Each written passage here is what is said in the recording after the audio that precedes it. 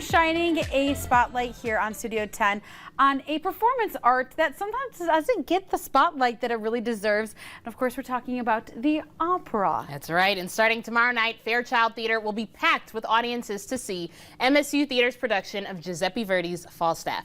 These students have been working tirelessly for the past 3 months, and they're ready to hit their mark for a special night of opera that is rarely performed at college theater. So let's take a sneak peek.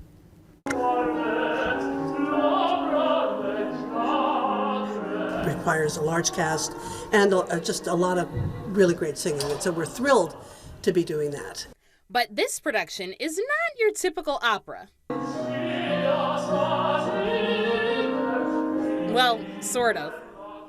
It's one of comedy, laughter, scandal, and shows audiences that our own self-perception can sometimes be distorted. I mean, it's a Shakespearean story taken from Henry IV, parts 1 and 2 of The Merry Wives of Windsor. And what Verdi and Boito, who was the librettist, did is they took the central character of Falstaff, who's an aging, shall we say, somewhat weight-challenged old man who at one point was sort of the belle of the ball and is now courting women who are not his wives, and all the trouble he gets into by doing that. As you can see, or hear, the students are ready for opening night after working with Melanie Helton, MSU's opera theater director and professor of voice, or as she likes to call herself. And my role is as producer, director, chief cook and bottle washer. I have pretty much done everything here, of course with the help of colleagues, but I'm the producer, which means I have to sort of keep my eyes on everything. And from directing to giving notes to checking costumes and everything in between, Melanie has had her hands full. But although she's staying behind the scenes, she is no stranger to the stage.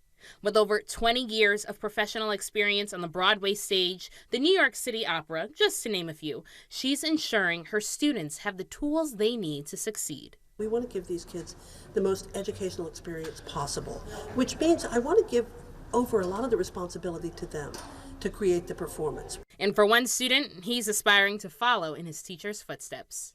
Junior Kayvon Thompson has dreams of performing at the Metropolitan Opera. Even though, I love music, I knew nothing about opera, and she just took me under her wing and really showed me just the ropes, the tricks, all that.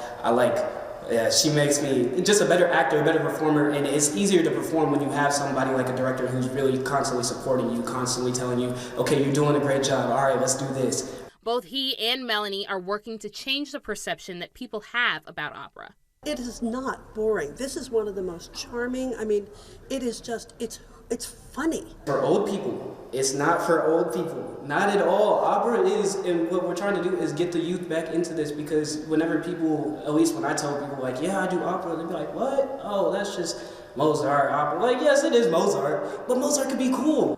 But you can see the whole production unfold for yourself as the students hit the stage tonight at MSU's Fairchild Theatre. Love that. Mozart can be cool too. Yes. The stage is actually modeled after the Shakespearean Globe Theater, so they've really outdone themselves with this show and this cast. They also told me that not a single one of them are mic'd at all. Oh. Wow, so that means a lot of projection. Yes. That they have to do. So that means they're loud. Yeah, they're really amazing. They're training. You could definitely see that Melanie's really, really worked with them on that a lot. So yeah. Check it out. Check it out. You can find the exact dates and times of the shows to check them out, of course, and get tickets by going to music.msu.edu/events. That's right, which is awesome. So